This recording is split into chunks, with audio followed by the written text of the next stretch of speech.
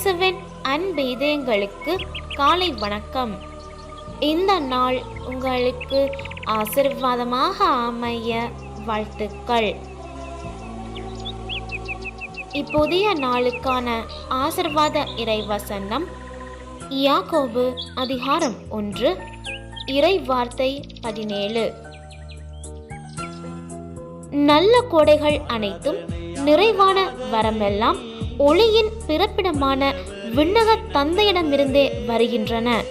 அவரிடம் எவ்வகையான மாற்றமும் இல்லை. அவர் மாறிக்கொண்டிருக்கும் நிழல் அல்ல.